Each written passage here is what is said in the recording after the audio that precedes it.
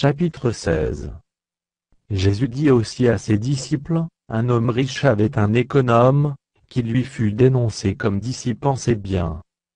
Il l'appela, et lui dit: Qu'est-ce que j'entends dire de toi? Rends compte de ton administration, car tu ne pourras plus administrer mes biens. L'économe dit en lui-même: Que ferai-je, puisque mon maître m'ôte l'administration de ses biens? Travailler à la terre, je ne le puis. Mendier, j'en ai honte. Je sais ce que je ferai, pour qu'il y ait des gens qui me reçoivent dans leur maison, quand je serai destitué de mon emploi. Et, faisant venir chacun des débiteurs de son maître, il dit au premier: Combien dois-tu à mon maître? 100 mesures d'huile, répondit-il. Et il lui dit: Prends ton billet, assieds-toi vite, et écris 50. Il dit ensuite à un autre: Et toi, combien dois-tu? 100 mesures de blé, répondit-il. Et il lui dit: Prends ton billet, et écris 80. Le maître loua l'économe infidèle de ce qu'il avait agi prudemment. Car les enfants de ce siècle sont plus prudents à l'égard de leurs semblables que ne le sont les enfants de lumière. Et moi, je vous dis: faites-vous des amis avec les richesses injustes, pour qu'ils vous reçoivent dans les tabernacles éternels, quand elles viendront à vous manquer. Celui qui est fidèle dans les moindres choses l'est aussi dans les grandes, et celui qui est injuste dans les moindres choses l'est aussi dans les grandes. Si donc vous n'avez pas été fidèle dans les richesses injustes, qui vous confiera les véritables? Et si vous n'avez pas été fidèle dans ce qui est à autrui, qui vous donnera ce qui est à vous? Nul serviteur ne peut servir deux maîtres. Car, ou il haïra l'un et aimera l'autre, ou il s'attachera à l'un et méprisera l'autre. Vous ne pouvez servir Dieu et Mammon. Les pharisiens, qui étaient avares, écoutaient aussi tout cela, et ils se moquaient de lui.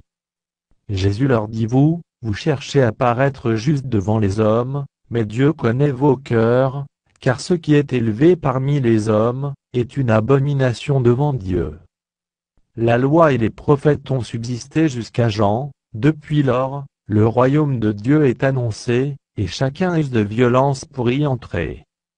Il est plus facile que le ciel et la terre passent, qu'il ne laisse qu'un seul trait de lettre de la loi vienne à tomber.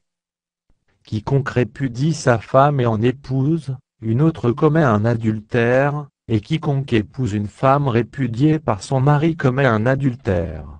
Il y avait un homme riche, qui était vêtu de pourpre et de fin lin, et qui chaque jour menait joyeuse et brillante vie. Un pauvre, nommé Lazare, était couché à sa porte, couvert d'ulcères. Et désireux de se rassasier des miettes, qui tombaient de la table du riche, et même les chiens venaient encore lécher ses ulcères. Le pauvre mourut, et il fut porté par les anges dans le sein d'Abraham. Le riche mourut aussi, et il fut enseveli. Dans le séjour des morts, il leva les yeux, et, tandis qu'il était en proie au tourment, il vit de loin Abraham, et Lazare dans son sein. Il s'écria: Père Abraham, aie pitié de moi, et envoie Lazare, pour qu'il trempe le bout de son doigt dans l'eau et me rafraîchisse la langue, car je souffre cruellement dans cette flamme. Abraham répondit: Mon enfant, souviens-toi que tu as reçu tes biens pendant ta vie, et que Lazare a eu les maux pendant la sienne. Maintenant il est ici consolé, et toi, tu souffres. D'ailleurs, il y a entre nous et vous un grand abîme, afin que ceux qui voudraient passer d'ici vers vous, ou de là vers nous, ne puissent le faire.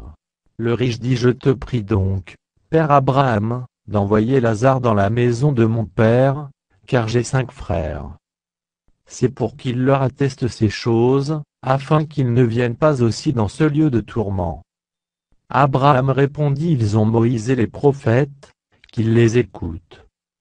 Et il dit: Non, Père Abraham, mais si quelqu'un des morts va vers eux, ils se repentiront. Et Abraham lui dit: S'ils n'écoutent pas Moïse et les prophètes, ils ne se laisseront pas persuader, quand même quelqu'un des morts ressusciterait.